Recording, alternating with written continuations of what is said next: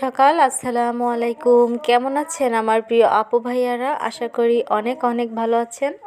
আপনাদের দোয়ায় আমিও ভালো আছি আলহামদুলিল্লাহ। নিউ আরেকটি ছোট্ট একটি ব্লগ নিয়ে হাজির হলাম। আশা করি আজকের ভিডিওটি আপনাদের কাছে ভালো লাগবে। তো সকাল সকাল উঠে আমার ছেলেকে নিয়ে খাওয়ানোর একটা জবরদস্তি চলতেছে।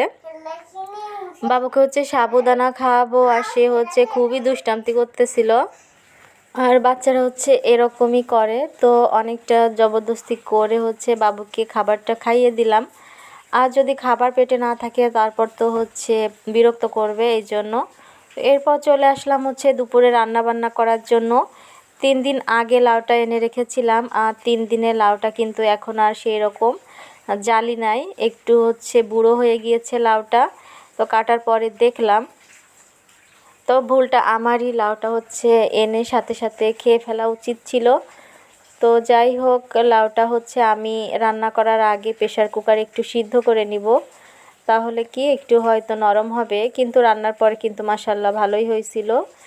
তো রাইস কুকার সিদ্ধ করে নেওয়াতে কিন্তু বেশ ভালোই হয়েছিল।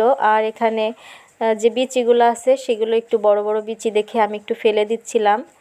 তো আজকে রান্না করব লাউ দিয়ে কুমড়ো বড়ি আর মাছ রান্না করব, সেই সাথে করব ধুন্দল ভাজি।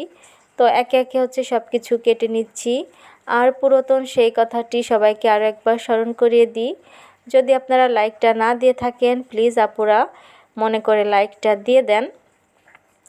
তো এই যে ধুন্দলগুলো কিন্তু কাটা হয়ে গিয়েছে, তো আমি ধুন্দলগুলো আগে ধুয়ে নিব, খোসা ছাড়িয়ে ধুয়ে তারপর আমি ধুন্দলগুলো ভাজি করার জন্য কেটে নিব।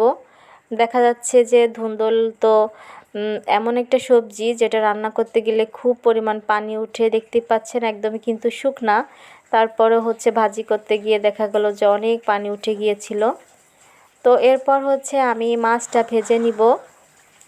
তো পাঙ্গাস মাছের সাথে যে তেলটা থাকে ওই তেল দিয়েই মাছটা আমি ভালো করে ভেজে নিব। ভেজে নেওয়ার জন্য এখানে লবণ হলুদ মাখিয়ে নিচ্ছি। আজকে প্রথম যারা আমার চ্যানেলে ভিজিট করতেছেন, চাইলে কিন্তু আমার বন্ধু হয়ে আমার পাশে থাকতে পারেন, আর আমিও কিন্তু অবশ্যই আপনাদের বন্ধু হয়ে যাব। তো মাছগুলো দুই পাশে আমি ভালো করে ভেজে নিচ্ছিলাম উল্টে পাল্টে দিয়ে। আর আজকে কিন্তু কড়াইতেই মাছ ভাজতেছিলাম। সাধারণত আমি তাওয়াতেই মাছটা ভাজি, ফ্রাই প্যানে আর কি। তো দেখলাম যে মাছগুলো লেগে যায়নি, ভালো মতোই মাছগুলো ভেজে নিলাম দুই পাশই। এরপর আমি ধুন্দল ভাজিটা করে নিব। তো এই যে দেখতে পাচ্ছেন কুমড়ো বড়ি, এই বড়িগুলো আমাদের বাড়ি থেকে দিয়েছিল, তো আমি বড়িগুলাও একটু ভেজে নিব। আর আমার কাছে মনে হয় বড়ি দিয়ে সবজি রান্না করলে সেই তরকারিটা খেতে অনেক মজা হয়। তো ধুন্দল ভাজি করার জন্য এখানে আমি পেঁয়াজ আর মরিচ কুচি দিয়ে দিলাম একটুখানি ভেজে নিয়ে। তারপর কেটে রাখা ধুন্দলটা আমি দিয়ে দিব, আর সাথে দিয়ে দিব পরিমাণ মতো হলুদ আর লবণ।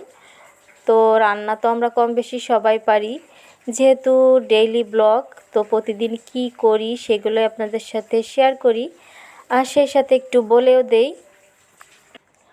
আসলে অনেক নতুন রাঁধুনিরা আছে, তাদের ক্ষেত্রে একটু উপকারও হতেও পারে।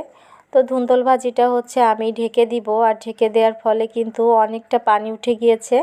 আর এখন জাল করে করে ধুন্দল ভাজির পানিটা শুকিয়ে নিয়ে আমি ভাজিটা রান্না শেষ করে নিব। আর এরপর লাউটা রান্না করেছিলাম, লাউটা তো বললাম আগে থেকে সিদ্ধ করে নিয়েছিলাম, এজন্য সময়টাও কম লেগেছে, কিন্তু আপনাদের সাথে কিন্তু আর সেইভাবে শেয়ার করা হয়নি। একদম লাস্ট ফিনিশিংয়ে মাছ আর কুমড়ো বড়ি দেওয়ার পর একটু ভিডিও করেছিলাম। দেখতে পাচ্ছেন তরকারি কালারটা কিন্তু মাশাআল্লাহ অনেক সুন্দর হয়েছিল, আর খেতেও অনেক ভালো হয়েছিল। এরপর চলে এসেছিলাম একটু বাহিরে, আর এখন একদম দুপুর টাইম, অনেক রোদ আছে, বৃষ্টি হওয়ার ফলে কিন্তু পরিবেশটা অনেকটাই ঠান্ডা ছিল। এখন দেখা যাচ্ছে আবার আগের মতো রোদ এবং গরম লাগতে শুরু করে দিয়েছে, বিশেষ করে বিকাল সন্ধ্যা রান্নার টাইমে অনেকটাই গরম লাগে। তো তারপরে শুকরিয়া। এরপর এই যে ঘরে চলে এসেছিলাম, আর আপনাদের কাছ থেকে বিদায় নিয়ে নিচ্ছি। আপনারা সবাই ভালো থাকবেন, সুস্থ থাকবেন। ধৈর্য সহকারে আমার এই ভিডিওটি এখনও পর্যন্ত যারা দেখতেছেন বা দেখেছেন সবাইকে জানাই অসংখ্য ধন্যবাদ। দেখা হবে নতুন কোনো ভিডিও নিয়ে, সেই পর্যন্ত আপনারা সবাই ভালো থাকবেন, সুস্থ থাকবেন। অবশ্যই আমাকে সাপোর্ট করবেন, পাশে থাকবেন। দেখা হবে। আল্লাহ হাফেজ।